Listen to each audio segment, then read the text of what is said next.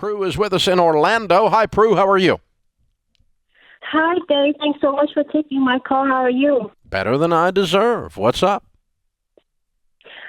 So my husband and I have been trying to work on a will, but we have a disagreement on who would be getting our assets if both of us pass away. We don't have any children.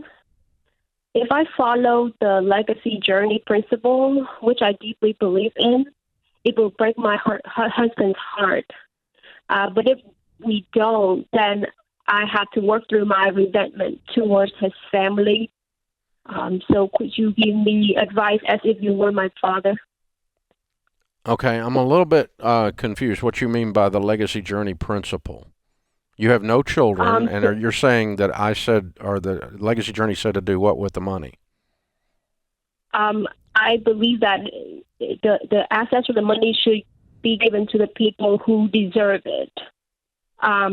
So it's regardless of whether you're those people are related to you or not.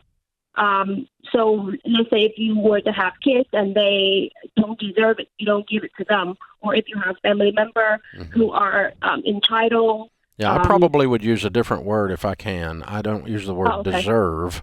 I use the word that I'm the manager of the money for God, and I'm not going to leave Okay. it to someone who's going to misbehave with the money, because it's part of my job as the manager to make sure that another good manager gets the money. That's different than deserve. I'm not sure any of us deserve. That's why I'm better than I deserve. So I'm not sure we deserve anything, Okay. but but you know, who's going to do a good job with it? So he wants to leave it to his family, and I take it you feel like they misbehave with money. Um, I wouldn't think misbehave, but I felt like so I do see why we have a disagreement now because I don't think they misbehave with money. I think they don't want to spend, so they don't they're not generous, but they're not you know grateful per se. His sister is not grateful or generous, but I think she is a money saver. Okay, well, so Yeah. she's partially good with money. She's good at saving, but not good at giving. Hmm.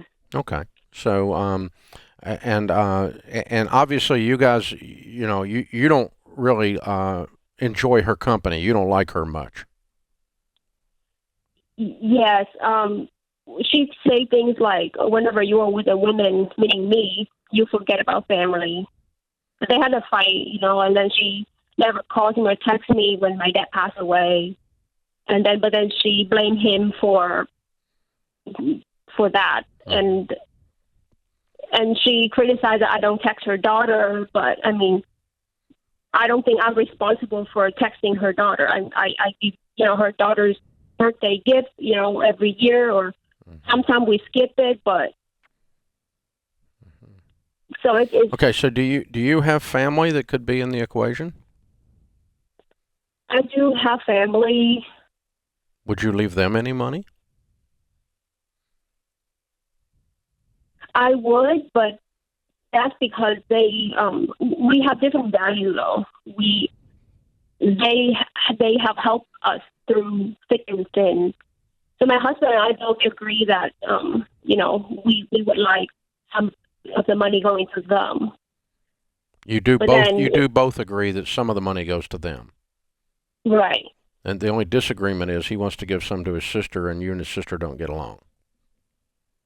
Well, actually, he doesn't think that she deserves it, and he said that that money should go to her kid because her kid is innocent, which I would agree 100% if his niece was taught to be like grateful and generous, Mm-hmm. giving. But both of How us much agree money she are was we not. talking about? Well, I feel like this is right now it's not that much. It is maybe like $200,000 because we're still working toward paying off the mortgage. Mm-hmm. But that would be something that would go on in the long run, and our asset would accumulate. Yeah. Okay. Well, I tell you what I could do. I mean, Sharon and I have a rule on this kind of stuff, whether it's on giving or spending or disagreements of this sort, when we cannot come to resolution, we choose to do nothing. And so, in terms of leaving money to his sister or his sister's kid, right now we're in disagreement because you don't agree with the way they live and the way that the relationship towards you has been. And he feels some kind of a blood need based on blood only, not based on relationship, to leave her money.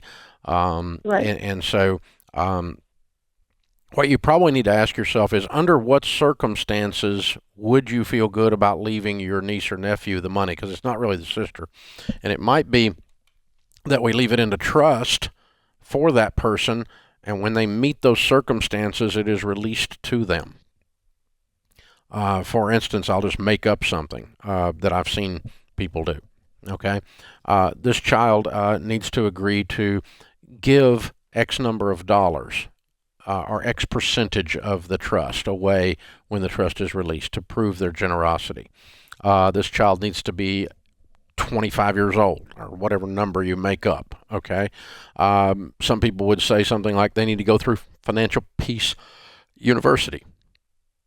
They need to learn how to handle money, and handle money the way we teach, and so that we're in agreement with that, and so on. So it is not a reward for being nice to me, though. That part I don't agree with you on. The little nicky-nacky stuff, I text somebody didn't text me, or didn't call when my father died, or whatever. That's not what this is about.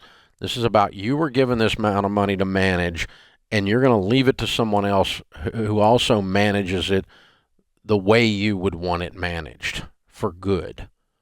And in my case, as a Christian, they're going to manage it God's ways. And so I'm not leaving money to someone that's not walking with God, in my case.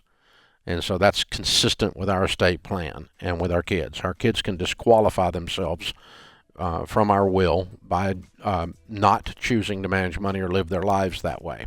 And they get to choose that. They're adults. I can't tell them what to do. But then the result is, I can't leave money to you if you're a heroin addict, because you'll buy more heroin. That would be dumb. That would not be an act of love. And because here's what happens when you leave people money. When anybody gets money, period, here's what happens. It magnifies who you already are. You're a jerk and you get money, you become a colossal jerk. You're kind and compassionate and generous and you get money, you become unbelievably outrageously generous. You become more of what you are. It magnifies.